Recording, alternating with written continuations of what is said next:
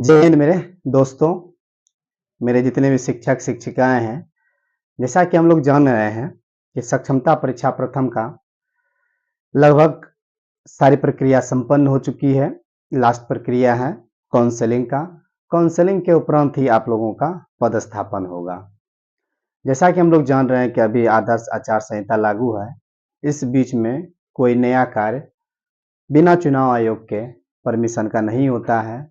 जितने भी मेरे सरकारी कर्मचारी हैं वो ड्यूटी में लगे हुए हैं, जिस वजह से आगे काउंसलिंग का डेट तय नहीं हो पा रहा है। लेकिन एक अनुमानित डेट है कि जैसे ही चुनाव संपन्न हो जाएगा, गणना का कार्य समाप्त हो जाएगा, तो आप लोगों का काउंसलिंग प्रारंभ हो जाएगा। लेकिन यह निश्चित रूप से माना जाए कि जून अंत तक में आप लोगों का पदस्थापन हो जाएगा। तो अभी जैसा कि हम लोग जान रहे हैं कि डायरेक्टर के अनुसार हम लोग सुबह 8 से लेकर 10 बजे तक विशेष क्लास लेते हैं। उसके बाद हम लोग फ्री हो जाते हैं। तो मैं बता देना चाहता हूं कि जैसे ही आप लोगों का सक्षमता परीक्षा का काउंसलिंग होगा, काउंसलिंग के बाद पदस्थापन होगा, उसके पूर्व कुछ कागजात हैं जो कि हमेशा आपको जरूरत देगा। मैं उसी से संबंधित एक वीडियो बनाया हूं। अगर आप इस बात को पूरी तरह से जान जाएंगे तो मुझे विश्वास है कि कभी भी आपको किसी भी प्रकार की परेशानी नहीं होगी। तो मैं अपनी बातों को प्रारंभ करता हूं। प्रथम यह बता देना चाहता हूं कि कोई भी सरकारी कर्मी हो, जब वो नियुक्त होते हैं तो वो 3 साल तक अस्थायी रूप में रहते हैं और 3 साल के बाद वो अस्थायी हो जाते हैं। इस 3 साल के बीच में उनका एक सेवा पुस्तिका कार्यालय के द्वारा खोला जाता है, जिसमें कि आपकी नियुक्ति से संबंधित जानकारी, वेतन निर्धारण के संबंधित जानकारी रहती है। तो मैं उसी पे आपको सारी बातें बताऊंगा। तो मैं अपनी बातों को स्टार्ट करता हूं। प्रथम जो है, सक्षमता परीक्षा प्रथम उत्तीर्ण शिक्षक शिक्षिकाएं निम्नलिखित बातों पर ध्यान देंगे। ये मैं इसलिए लिख दिया हूं ताकि आप इसे देख के भी समझ सकते हैं। तो पहला क्या है कि आप लोगों का एक सेवा पुस्तिका होता है जिसका कि अद्यतन संधारण होना चाहिए। दूसरी जगह आप पदस्थापित हो उसके पहले आपका जो सेवा पुस्तिका है वो संधारित होनी चाहिए। अब है क्या कि सेवा पुस्तिका में किन किन बातों पर ध्यान रखना है, तो मैं आपको बता देता हूं क्या क्या बात आपको ध्यान रखना है। तो जैसा कि आप देख रहे हैं कि सेवा संपुष्टि, सेवा संपुष्टि का मतलब हुआ कि जैसे मैं 4/7/2005 को बहाल हुआ और निरंतर मैं अपना सेवा बिना टूट का कर रहा हूं, तो मेरा संपुष्टि जो है वो 4/7/2005 से लेके, अगर आज की डेट की बात मैं करूं तो जैसा कि आज का डेट है आपका 24 अप्रैल 2024, तो यहां तक की सेवा संपुष्टि विद्यालय अभिलेख के आधार पर की जाती है। इससे यह पता चलता है कि इस बीच में आपकी सेवा टूट नहीं हुई। तो वो सर्विस बुक में लिखा जाता है कि अमुक तारीख से लेके अमुक तारीख तक विद्यालय अभिलेख के आधार पर सेवा संपुष्टि की जाती है। इससे यह पता चलता है कि कहीं भी आपकी सेवा में ब्रेक नहीं है। यह बात ध्यान रखना है। उसके बाद सेवा संपुष्टि की हम बात करते हैं वार्षिक वेतन वृद्धि। जैसा कि हम लोग जानते हैं कि प्रत्येक साल आप लोगों को वार्षिक वेतन वृद्धि मिलती है, जिसे कि हम लोग इंक्रीमेंट कहते हैं। उसका भी उस पर गणना होना चाहिए, एंट्री होना चाहिए।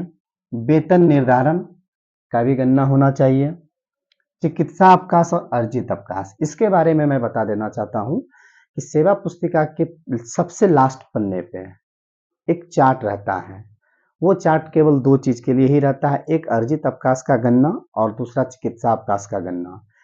जब आप लोग प्रथम समय में सेवा में आए थे तो उस समय आप लोगों को चिकित्सा अवकाश था, परंतु वो चिकित्सा अवकाश 20 दिनों का व्ययगत था, यानी आप ले या ना ले वो समाप्त हो जाता था। लेकिन बाद में सरकार ने आदेश दिया कि नहीं, अगर आप उसे खर्च नहीं करते हैं तो यह जमा रहेगा। तो जमा रहेगा तो उसका गणना होना चाहिए। उसी प्रकार से अब आप लोगों को अर्जित अवकाश भी मिलता है, जिसका भी गणना होता है, जिसका संधारण भी सर्विस बुक के अंतिम पेज पे होनी चाहिए। कुछ शिक्षक शिक्षिकाएं ऐसे हैं जो कि सेवा में आने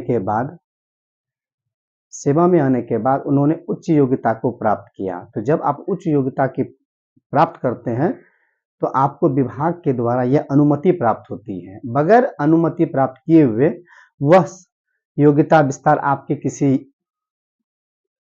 किसी कार्य के नहीं रहेगा, कोई लाभ नहीं ले सकते हैं। यानी जब भी आप अगर कोई लाभ लेना चाहेंगे तो विभागीय परमिशन उस पे होना जरूरी है। तो अगर आप योग्यता विस्तार की परमिशन लिए हैं तो आप उसका संधारण भी अपने सेवा पुस्तिका में करवा लेंगे। इसलिए योग्यता विस्तार प्रशिक्षण, आप जैसा कि देख रहे हैं विभागीय आदेशानुसार सेवा के क्रम में आप कई बार प्रशिक्षण किए होंगे।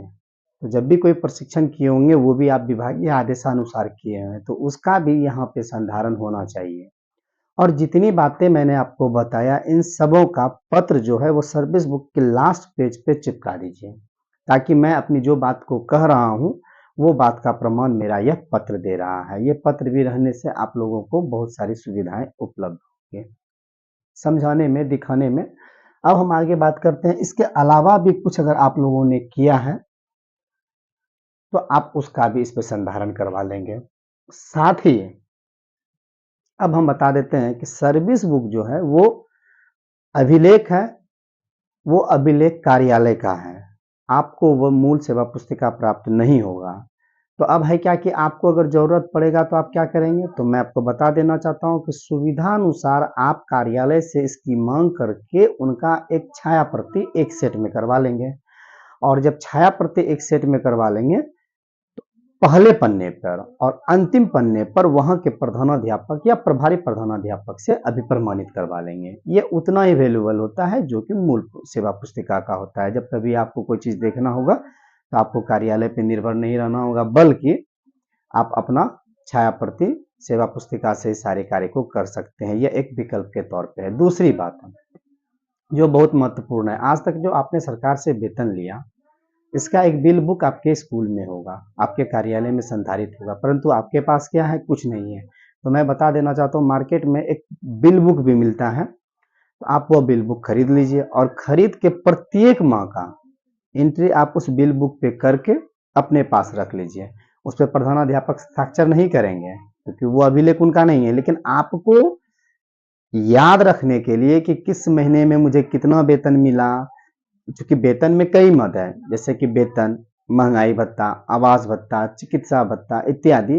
तो ये सब किस महीने में कितना मिला आपको याद नहीं रहेगा, तो अगर आप एक बिल बुक भी संधारित करके रख लेते हैं तो आपको काफी मदद होगा। उसके बाद आपको हम बताते हैं कि जैसे ही आप विशिष्ट शिक्षक बन जाइएगा तो ये अर्जित अवकाश जो आप गणना करते हैं, तो नियमित कर्मी को जैसा आपको पता होना चाहिए कि 300 दिनों का अर्जित अवकाश मिलता है, यानी 300 दिनों का उनको वेतन मिलता है। आप जब ज्वाइन कीजिएगा तो आपका भी अर्जित अवकाश का गणना होगा, साथ ही आपको मेडिकल मिलेगा। तो मेडिकल के आधार पे आपको भी एक बुक मिलेगा, उस बुक में आप उसका संधारण कर लेंगे। तो ये जब आगे आप आइएगा विशेष शिक्षक के रूप में तो मैं उसकी जानकारी फिर दूंगा। इतना सारा चीज अगर आप कर लेते हैं, चूंकि गर्मी का छुट्टी है, अभी आप फ्री हैं, मिलजुल के इस काम को पूरा कर लीजिए ताकि आगे समय में आपको इसका फायदा मिले। तो हम आशा करते हैं कि यह वीडियो आप लोगों को अच्छा लगा है। फिर मैं नई जानकारी